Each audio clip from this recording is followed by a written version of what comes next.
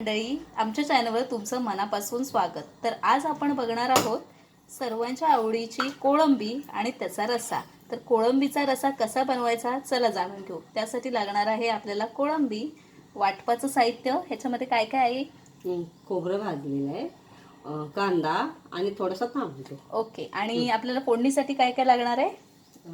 आलं लसूण, कोथिंबीर, कांदा आणि टोमॅटो. बरं, ह्या 4 गोष्टी आपल्याला फोडणीसाठी लागणार आहे. अगदी कमी साहित्यामध्ये बनणारा आपला हा रस्सा आहे, अगदी चविष्ट. तर चला पुढची रेसिपी बघू. सर्वात प्रथम आपण खोबरं वाटून घेतलेलं आहे.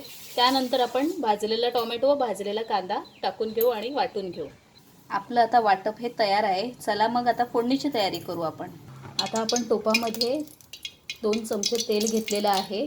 ते पण छोटे 2 चमचे तेल घेतलेलं आहे. त्यानंतर आपण त्यामध्ये लसूण आलं,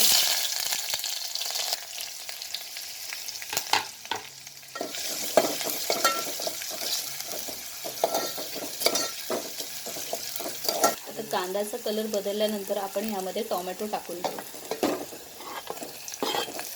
आणि ते चांगलं शिजेपर्यंत ठेवू. त्यासाठी आपण घेतलेले आहेत मसाले. हळद घेतलेली आहे, गरम मसाला घेतलेला आहे आणि हा तिखट मसाला आहे, कोकणी मसाला स्पेशल. तर ह्या 3 गोष्टी आपण या फोडणीमध्ये टाकणार आहोत. टोमॅटो शिजला आहे. आता आपण कोथिंबीर बारीक करून टाकलेली आहे.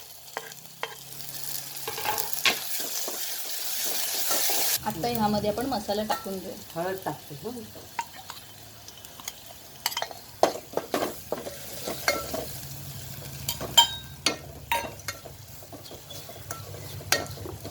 त्याच्यामध्ये वाटप टाकायचं.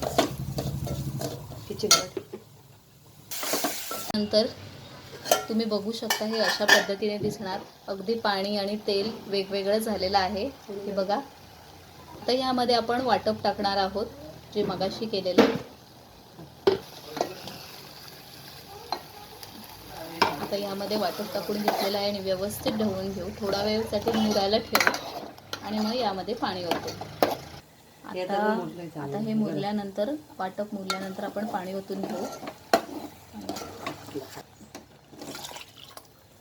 बरं, पाणी ओतून आता हे व्यवस्थित शिजवून काढू. मग आपला रस्सा तयार. आपला रस्सा तयार झालेला आहे. आता आपण हा सर्व करू. मंडळी, आपला कोळंबीचा रस्सा तयार आहे.